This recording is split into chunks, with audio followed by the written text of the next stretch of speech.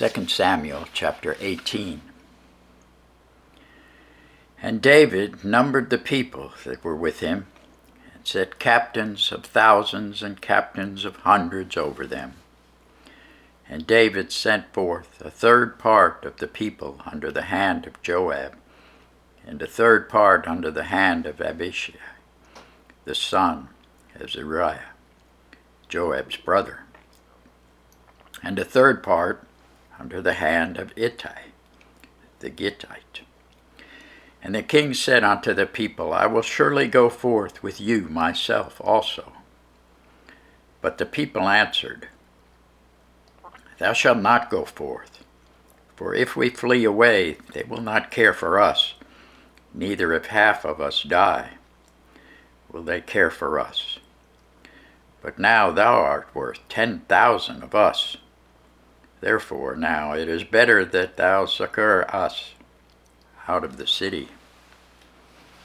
And the king said unto them, What seemeth you best, I will do. And the king stood by the gate side, and all the people came out by hundreds and by thousands. And the king commanded Joab and Abishai and Ittai, saying, Deal gently for my sake with the young man, even with Absalom. And all the people heard when the king gave all the captains charge concerning Absalom. So the people went out into the field against Israel, and the battle was in the wood of Ephraim, where the people of Israel were slain before the servants of David. There was a great slaughter that day of 20,000 men. For the battle was there scattered over the face of all the country, and the wood devoured more people that day than the sword devoured. And Absalom met the servants of David, and Absalom rode upon a mule, and the mule went under the thick boughs of a great oak, and his head caught hold of the oak, and he was taken up between the heaven and the earth, and the mule that was under him went away. And a certain man saw it, and told Joab, and said, Behold, I saw Absalom hanged in an oak. And Joab said unto the man that told him, And behold, thou sawest him? And why didst thou not smite him there to the ground? And I would have given thee 10 shekels of silver and a girdle. The man said unto Joab, Though I should receive 1,000 shekels of silver in mine hand, yet would I not put forth mine hand against the king's son. For in our hearing the king charged thee and Abishai and Ittai, saying, Beware that none touch the young man Absalom.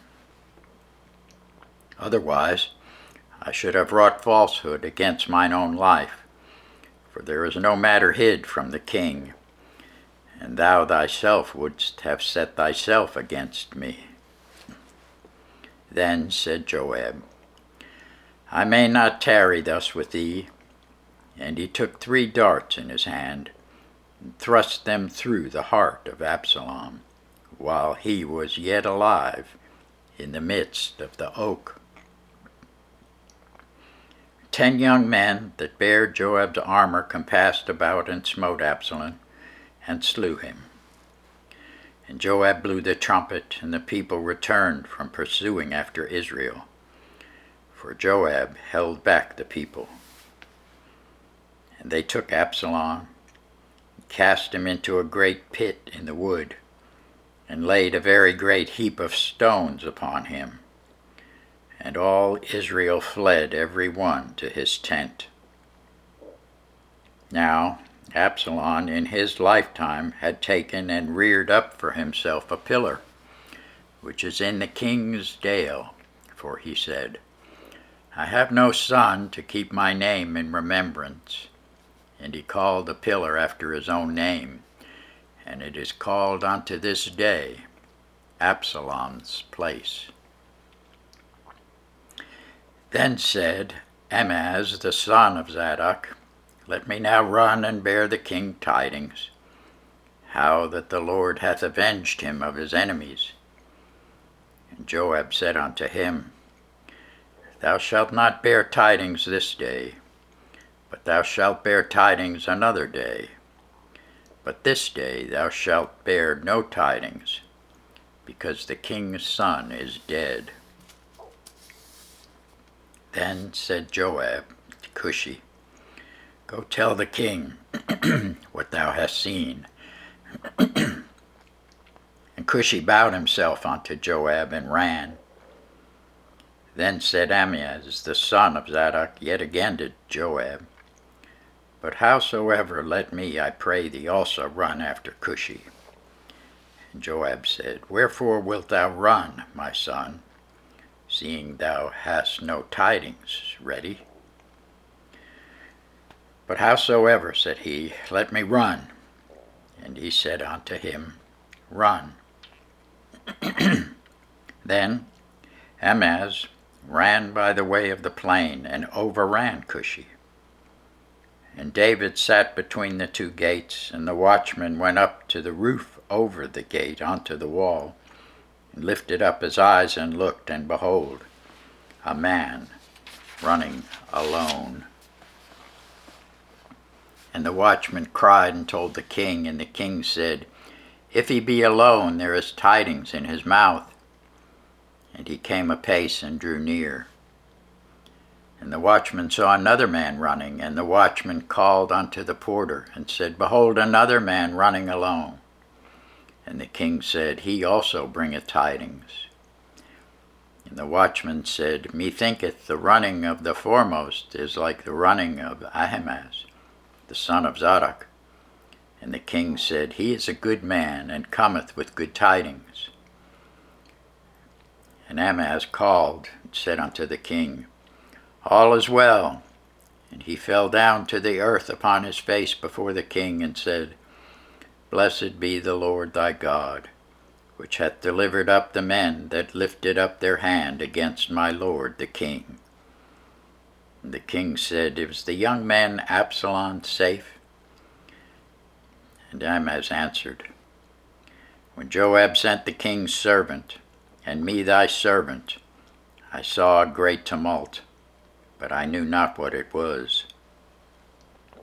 And the king said unto him, Turn aside and stand here. And he turned aside and stood still. And behold, Cushi came.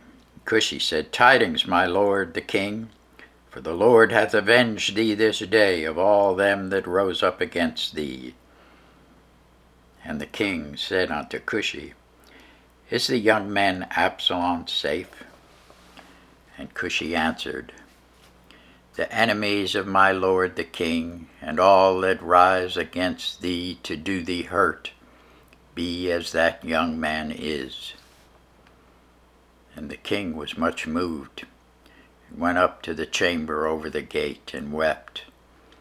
And as he went, thus he said, O my son Absalom, my son Absalom, would God I had died for thee, O Absalom, my son, my son.